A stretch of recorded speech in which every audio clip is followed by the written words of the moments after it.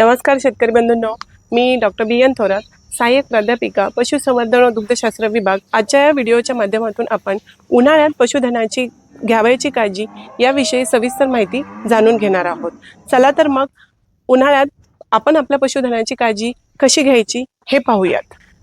आता आपण उन्हाळा ऋतू म्हटलं की आपल्या सर्वांनाच माहिती आहे की उन्हाळा ऋतूमध्ये आपण जसं आपल्या दिनचर्येमध्ये बदल करतो, अगदी त्याचप्रमाणे आपण हे पशुधन व्यवसाय किंवा पशुधन करत असताना आपण त्यांची काळजी घेणं हे आपलं आद्य कर्तव्य आहे। तसं पाहिलं तर एप्रिलमध्ये आणि मे महिन्यामध्ये गेल्या वर्षीच्या तुलनेमध्ये या वर्षीचे तापमानाची पातळी ही खूप चांगल्या प्रकारे वाढतच चाललेली आहे।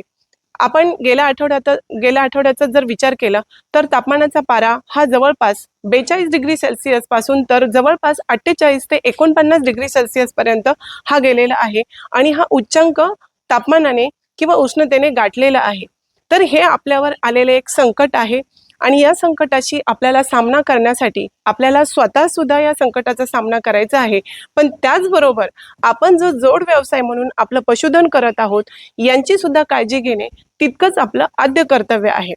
आता या उन्हाळ्यात काळजी घेत असताना फक्त या उष्णतेचा आपल्या जनावरांना उन्हाळा या ऋतूतच त्रास होत नाही, तर याचा जास्त इफेक्ट हा आपल्याला अपकमिंग म्हणजेच येणाऱ्या ऋतूत सुद्धा याचा परिणाम आपल्याला आपल्या पशुधनावरती पाहायला मिळतो।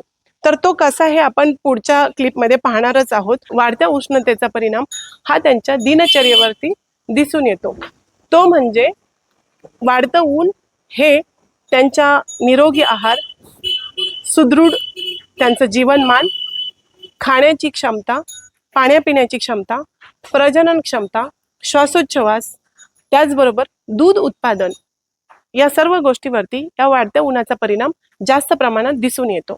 आता लू लागला आहे तर याची लक्षणे कोणती आहेत आणि या लक्षणावरून आपल्याला लक्षात येईल की आपल्या जनावरांना लू लागलेला आहे।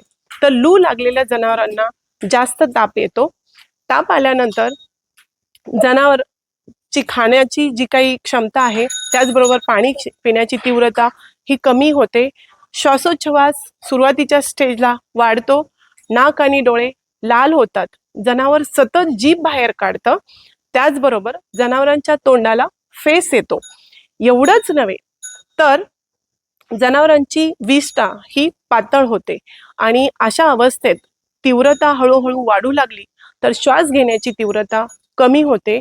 कमी झाल्यामुळे जनावरांना चक्कर येते आणि चक्कर आल्यामुळे जनावर बेशुद्ध पडतं आणि अगदीच काही वेळानंतरच जनावर दगावण्याची दाट शक्यता असते।